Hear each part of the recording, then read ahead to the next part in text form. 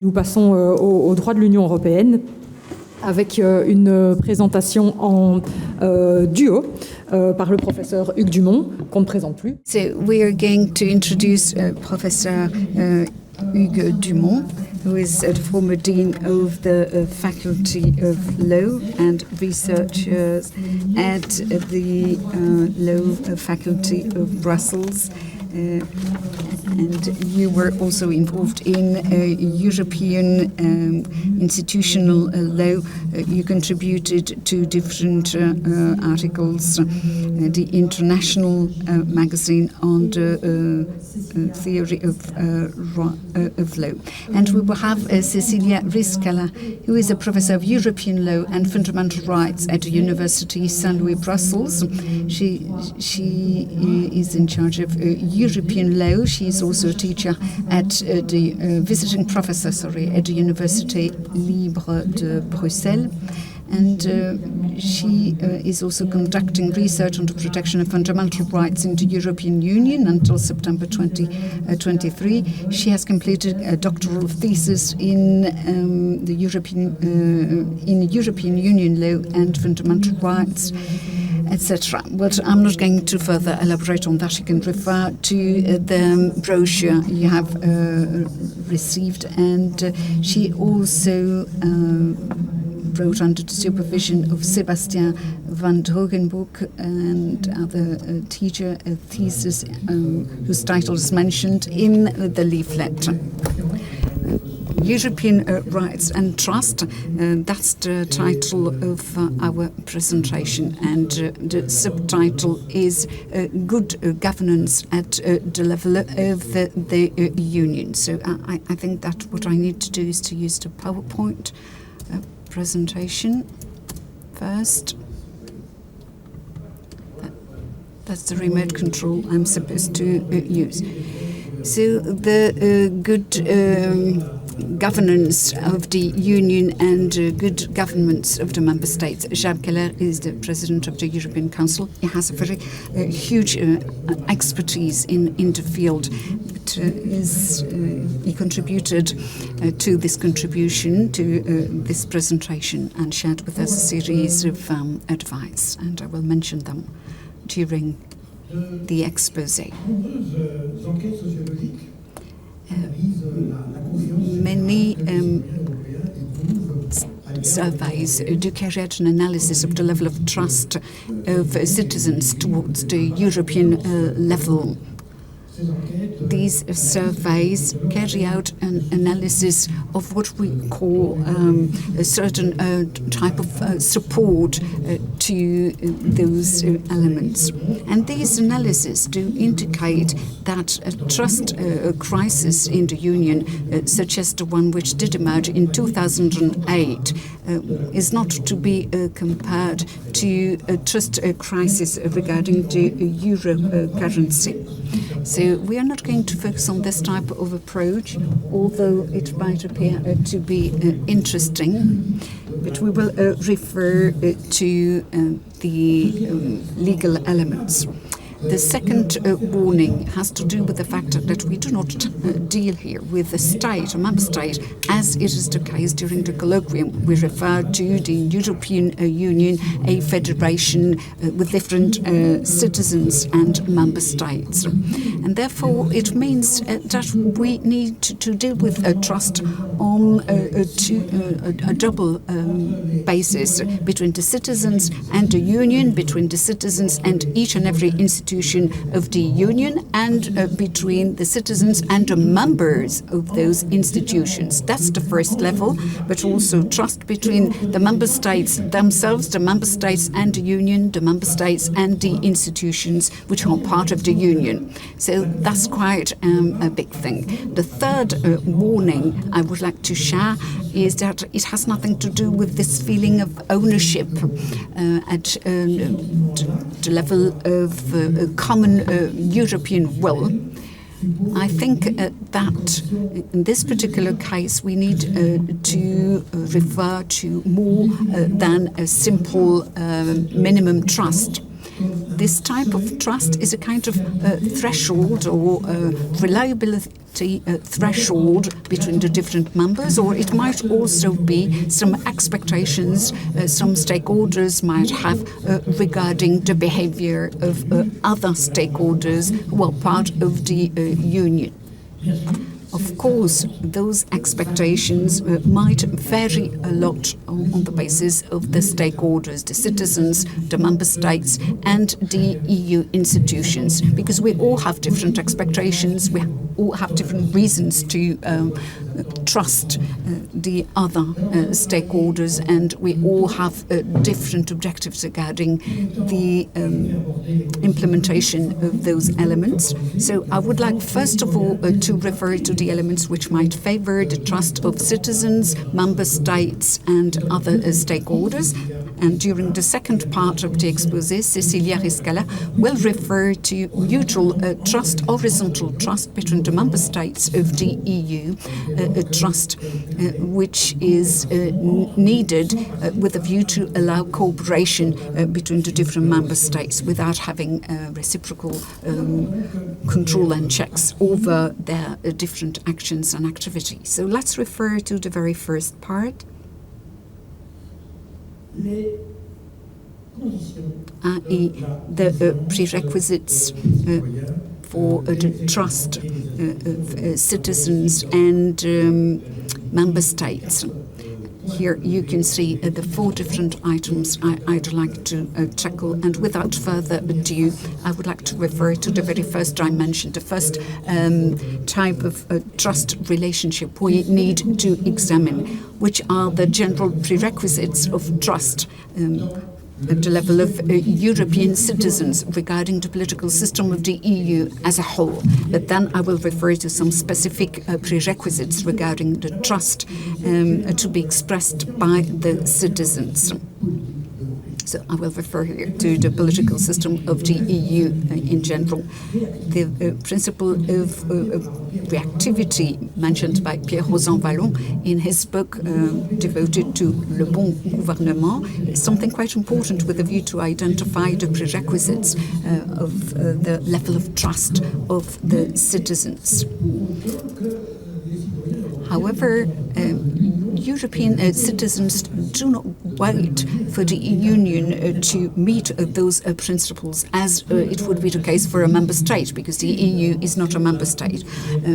What about the possibility to make a good interpretation of those results? When you try to arouse the trust of citizens, you need to make it possible for the citizens to fully understand the system.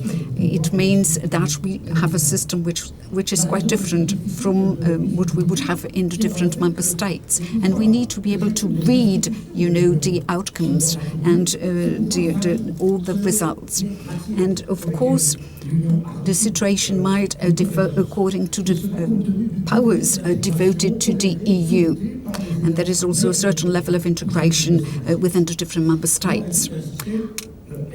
We have, therefore, a system which is quite different to understand at the level of citizens, and at the level of the Treaty of the Union. We need to refer to the right article, which will be the legal base for an action in particular. And in the articles, we will have all the rules of procedures, which will explain which institutions are in charge. So we talk about the community method, but the community method does not exist. We have a broad range of methods in place, actually. And we also need to meet the expectation of the member states, but also the expectations of the public opinions on a sectoral basis. And all this is quite difficult to fully grasp at the level of citizens. And what is not crystal clear is deemed to be a little bit suspicious. So it's quite difficult to see how to solve that problem, because we have a lot of confusion. From a logistical point of view, we could probably reshuffle the different treaties so that the whole would be easier to understand. That was initially the purpose, but it's quite difficult to fully understand all these elements and all the nitty-gritties. That's the first element. Of course, the European citizens can check how MEPs do operate. We can check, for example, whether how they did behave on the occasion of votes, and therefore they can decide to re-elect them or not on the occasion of the next elections. And if we refer to the ordinary procedures, we know that majorities do have a lot of weight at the level of the European Parliament and have a certain weight on the decisions to be made. At the level of the European Council, it is obvious that this institution is of the utmost importance with a view to reconcile the interests of the citizens. But at the level of the European Parliament, this reconciliation is probably a bit more tough, a bit more difficult. That's why national parliaments have to do the job, they have to carry out a very good follow-up of all the activities carried out by their representatives in the different institutions. But it seems that it's not always their major concern. We also need to raise the issue of independence. Therefore, if we were to refer to a deficit of responsibility at the European level, it would be at the level of all those committees and commissions made up of different experts, and we know that they play a critical role in the deliverables of the EU. And finally, reactivity is also something quite important. We have different initiatives and devices which make it possible for us to listen to the European citizens and to civil society. For example, we can refer to the petitions, to the right of initiative at the European level. Or in April, we had, for example, also the opportunity to have an activity with 800 citizens who had an opportunity to put forward a series of ideas to the European Union. But, of course, on top of all that, those ruling the EU level have a certain duty to react, and they can either abide by the suggestions put forward or decide on the contrary not to abide by those proposals. That's why we know that this might lead to more frustration than enthusiasm, and that's probably why the outcome at the end of the day is quite blurred or not really positive. What about the specific prerequisites available and in place at the level of each and every citizen? Like all parliaments, the Parliament of the Union has to abide by the principle of transparency. Debates are public, the same for votes, whether we talk about commissions or plenary sessions. But during the negotiations as such, in the framework of the trilogue, for example, because there we have meetings which are not public at all and which are organized for the sake of their traditional procedures. The Council, since the Lisbon Treaty, and we have to mention the fact that debates are also public at the level of the Council when they have, for example, to vote some projects. But 75% of legal acts are adopted by consensus, but it's not always the case. And qualified majority agreements are usually built at the level of the Committee of Permanent Representatives, and the public vote at the level of the Council does take place later on, and the permanent representatives have to discuss behind closed doors, and the content of the debate is not public, and the representatives of the Commission and the debates of the European Commission are not public. So maybe we have some reasons to be unhappy about the fact that this does take place behind closed doors. The different documents from the Parliament, the Council and the Commission are not always accessible. Sometimes you can deny the access to some documents in case, for example, the fact that making those documents public would jeopardize, the stability of the institution. Stefanie Nowak made a very interesting survey, and we can see that the different institutions justify on a regular basis the fact that those some documents cannot be accessible, and they do mention the same reason, i.e. the fact that making those documents public might discourage the stakeholders active in the different negotiations and might lead to a change of mind at the end of the day. And this could jeopardize the negotiation of compromises. And this was rejected by the mediator and the Court of Justice in a recent ruling. It was declared that by nature a proposal is made to be discussed and is not to remain unchanged after a discussion, simply because the identity of the author of a comment would be unveiled. And public opinion is in a position to understand that the author of a proposal is likely to change its very content later on. So here there is a kind of optimistic statement which might not convince all the practitioners involved in European negotiations, because it is important to keep a certain level of secrecy with a view to reach a compromise. And Jacques Keller, the third member who drafted the very report I'm sharing with you, had an opportunity to insist upon the fact that this element was of the utmost importance, because he was involved in many negotiations and did consider it was indeed critical to maintain a certain level of confidentiality. We also need to take on board the rationale behind negotiations. We need to unveil our interest, and we need to use sometimes strategies with a view to distort the reality, with a view to obtain from the others what you would like to get at the end of the day. It means that you will not talk about all the assets you might have at the level of your cards or game. Therefore, at the level of the European Council, the trialogue and the Commission, it seems that some negotiation spaces would have to be maintained under this notion of confidentiality.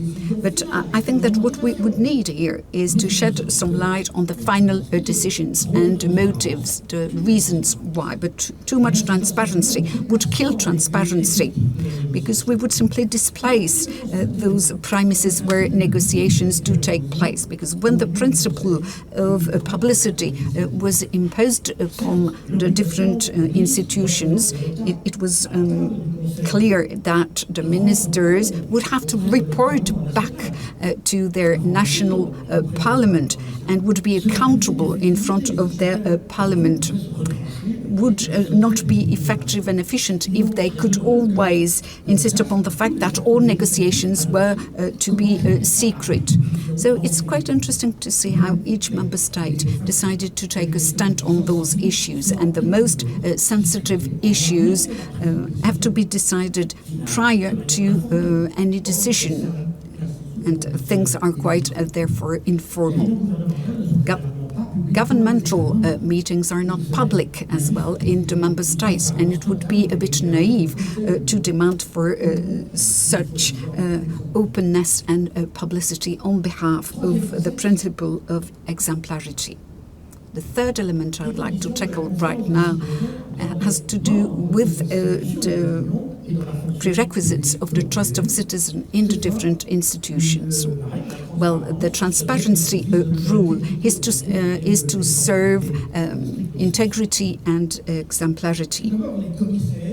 Commissioners MEPs and European civil servants have to declare their financial interest or personal interest even prior to their appointment as a civil servant or MEP. We also have other rules, for example, which are to be applied to decision makers. For example, you need to report back on those issues when you have a mandate. For example, you are not supposed to accept any gift or anything of the kind, and that's probably the most well-known document with a view to avoid any difficulties in the case of lobbying activities. And transparency rules might differ from one institution to another, but the objective is to avoid any conflict of interest, even when when your mandate is over, when former civil servants or former policymakers decide, for example, to work later on in the private sector. Normally, you need to mention that, and there is also a kind of deadline you need to respect before you can enter the private sector. So a detailed study of those general principles do indicate that there is a lot of heterogeneity in terms of approaches. There is not always a very good or detailed knowledge of what is a conflict of interest. And if we do not take into consideration the different institutions in charge of mediation, frauds, etc., we know that rules of transparency are enshrined are entrusted to different independent bodies. The fact that there is not enough self-discipline and self-regulation is likely to arouse the distrust of citizens, and it was mainly the case in the 𝐃𝐻𝐢 scandal, as you know, because the reaction of the European decision makers and the reaction of the European Parliament is not at the level of the expectations we might have, because there is only a marginal reform of the system which is in place. If we take into consideration the measures adopted by the European Parliament and the implementation of an interinstitutional body which was supposed to focus on the different organizations, parties to this type of agreement.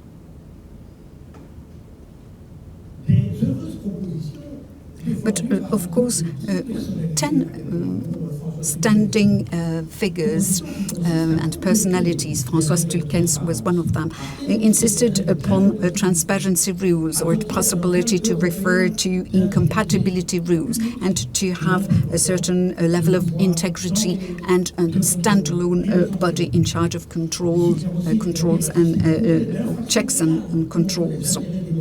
We also need to report all the infringements from a criminal point of view at the level of the institutions, so that we would have an opportunity to sue those infringing the legislation. And the very last part, the very last element of this expose has to do with the trust relationship between the Union and the institutions. There is a mutual trust which should be in place at the level of the member states and the Union. At the level of the treaty, we refer, for example, to the principle of loyal cooperation, as mentioned on the slide. And therefore, it is necessary for the member states to support one another and help one another in this particular field. But we know that the member states do not always fully comply with this principle of loyalty.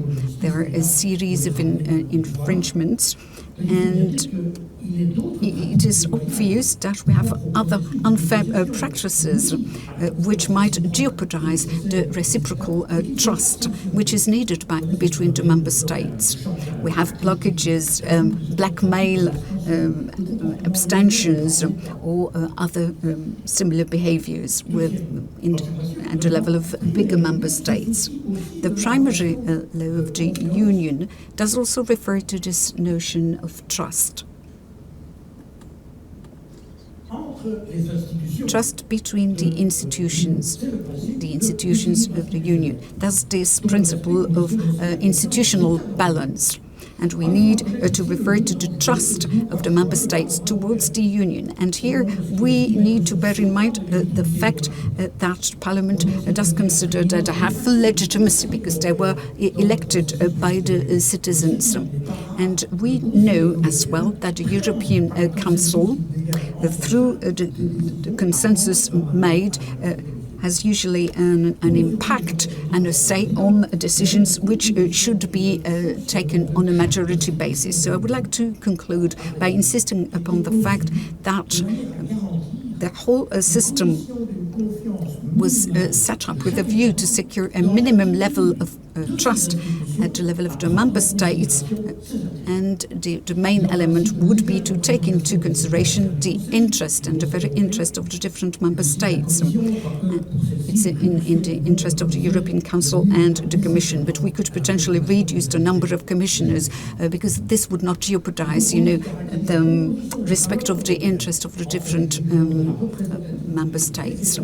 If we refer to the level of representation of the member states and the efficiency of the decision-making process, we have in mind one objective, this notion of trust. We also have the sophisticated calculations in place regarding the qualified majority within the Council. That's also another evidence of the fact that we need to secure a good level of confidence and trust at the level of the member states.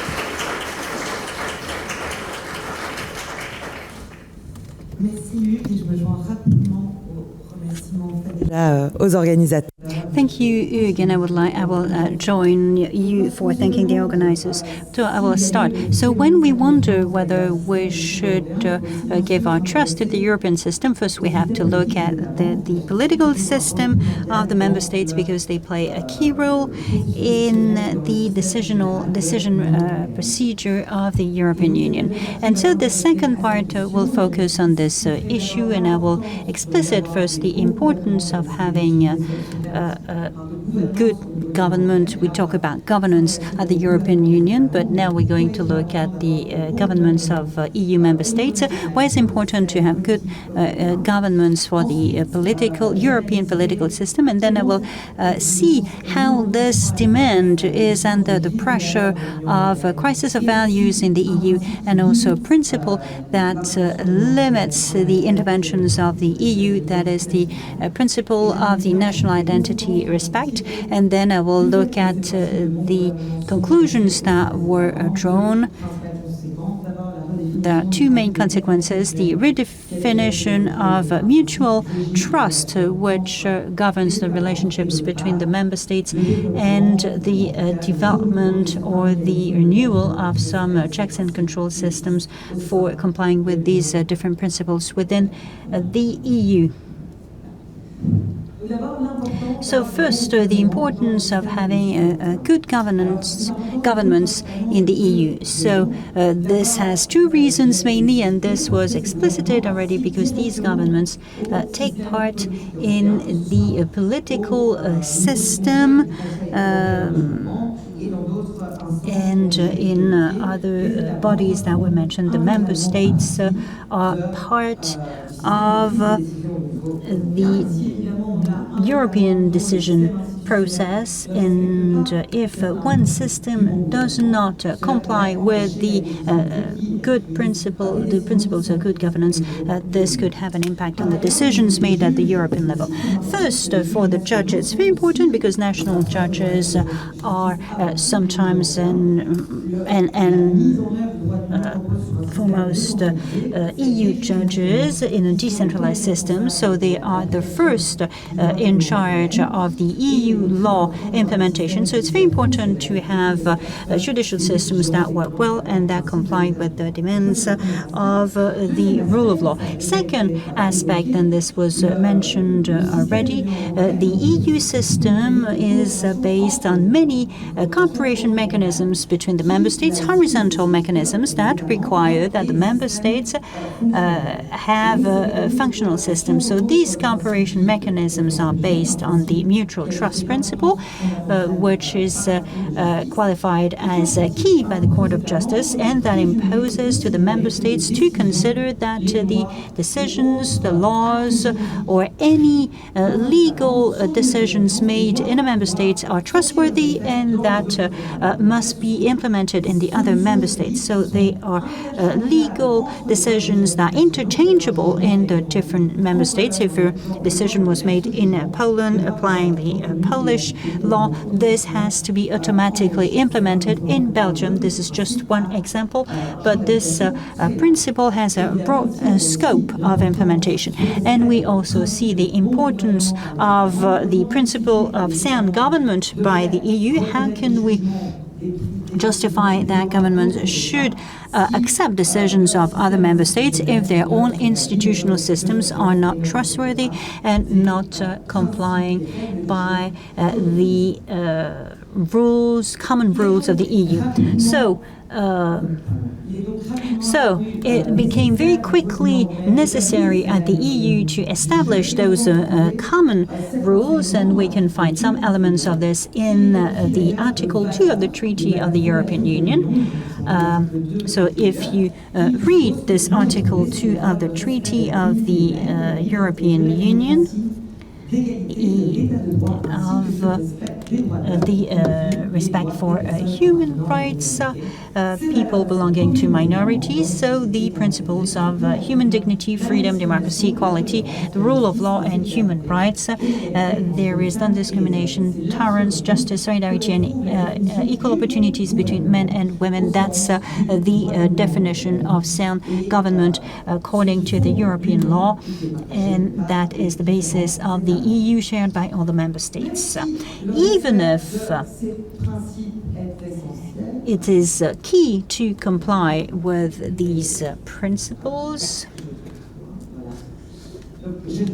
So, as I was saying, even if complying with these principles is key for the EU, we are nonetheless facing a difficulty because the EU has only its own competences, and the institutional organization of the states is not incumbent to the EU, and they are incumbent to the member states. And so there is another principle, the principle of the national identity, that forces the EU to respect the identity of the member states, inherent to their fundamental structures, political and constitutional bodies, including the local and regional autonomy. So the EU is not supposed to intervene in the organization of the powers in a member state, but it could be necessary because, as we said before,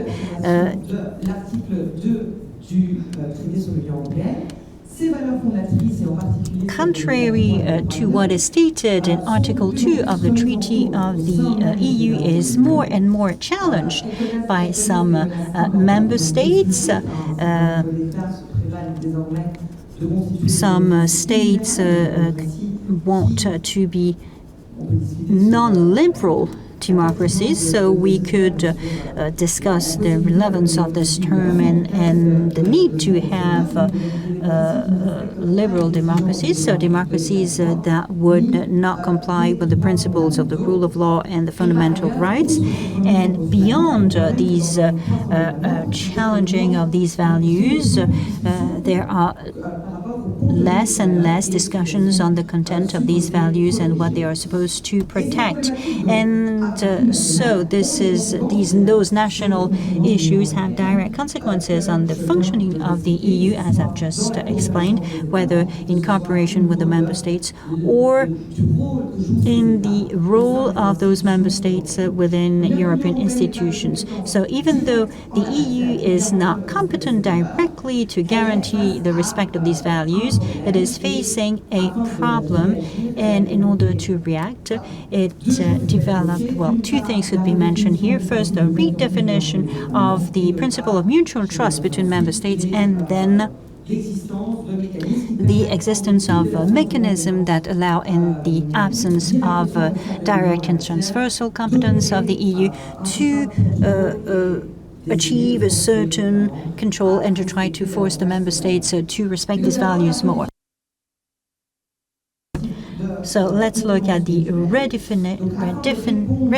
definition of the mutual trust principle. So the EU, for the regulations for the Court of Justice, they had no choice than to grant more and more exception to these principles, even though this is a key governance principle of the legal European space. We know the importance of the European arrest warrant, the mutual recognition of rulings. So all these mechanisms of the EU law are key to the functioning of the EU, of the European space, but the Court of Justice and the regulators only had to limit their scope in facing some situations where the European values were challenged. So I won't have time here to explain all these exceptions that are quite varied, and there's quite a lot of case law in this field, but I would like to say that there was no general suspension of this mutual recognition, even though there are some systemic problems in some countries for the rule of law, for example, but the Court of Justice always considered that the mutual trust principle should still be applied, and we can easily understand this because if we suspend the application of this principle, it would mean that all the arrest warrants published by Poland, for example, could not be executed, and so the people in Poland, criminals in Poland, should run away from Poland and would be protected, would benefit from immunity because the other member states could not execute the European arrest warrant. So I think the Court of Justice is right in considering that this principle should not be suspended globally, but step by step it redefined the limits of mutual trust and granted some one-shot exceptions.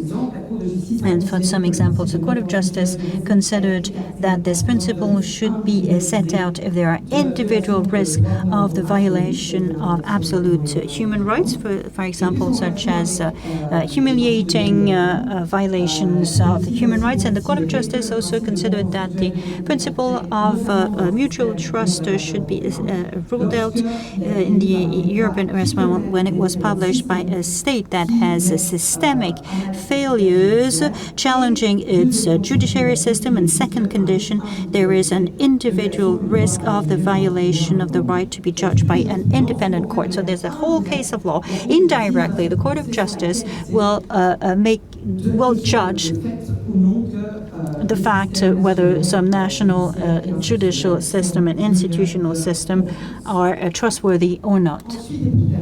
Then, and in conclusion, I was saying that the European Union is not competent to intervene in the constitutional and institutional functioning of the member states, but there are some proceedings in some articles in the treaty that allow it to have more or less direct control on this situation. And I don't have the time here, and as well in our written contribution, but there's a lot of literature on this issue, but we decided to focus on the pre-accession control in Article 49 of the TEU, procedure of Article 7, I think you've heard of it, the annual report on the rule of law, and the new financial levers, which are less recent and were less studied. So very quickly,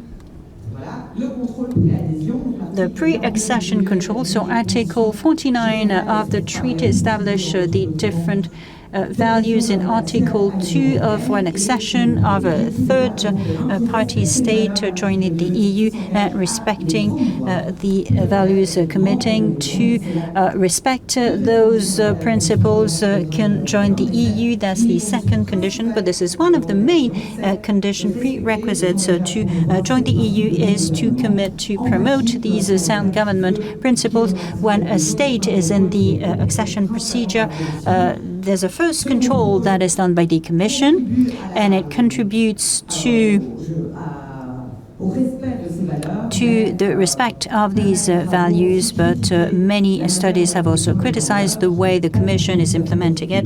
It's not always very rigorous. And another major issue is that this checks and control is limited to the pre-accession, so a state can be respecting these values before they join, but after they have joined, there's no mechanism to exclude a state once it's a member from the EU as opposed to the Council of Europe. So, for example, if you join the EU and then you start to implement it, liberal democracy regime, we cannot exclude a state from the member states. Now, for the sanctions, the key sanction, that's how it was taught, is Article 7 of the TEU that was included by the Amsterdam Treaty in 1996, that was modified afterwards. Without going into details, it allows to sanction a state that would systematically violate Article 2 of the treaty. And the proceedings are quite cumbersome, but like I said, you cannot exclude a state, but you can deprive it from the vote. And this procedure has demonstrated that it was inefficient over the past few years, because we can never come to this unanimous decision, especially when two states are concerned. So this is the ultimate sanction, but this is also the one that turned out to be inefficient. There are other mechanisms that have been implemented, including some soft law mechanisms, and here I wanted to talk about the annual report on the rule of law, which is a soft law mechanism, so it does not apply sanctions as such, but it's for all the states. Since 2020, the EU writes a report on all the states of the EU, and no country can consider itself to be perfect, and this report can be used in legal proceedings or in other procedures. And in this report, the Commission makes recommendations year after year and then checks whether these recommendations were implemented. So it's not thanks to this that we can slow down the crisis of the rule of law in Europe, but it can contribute, it can help. And finally, without being too long, there are financial mechanisms that can sanction the member states that would not comply with the values of the EU. But this is quite new, and it will take several years to see whether those mechanisms are efficient. Thank you very much.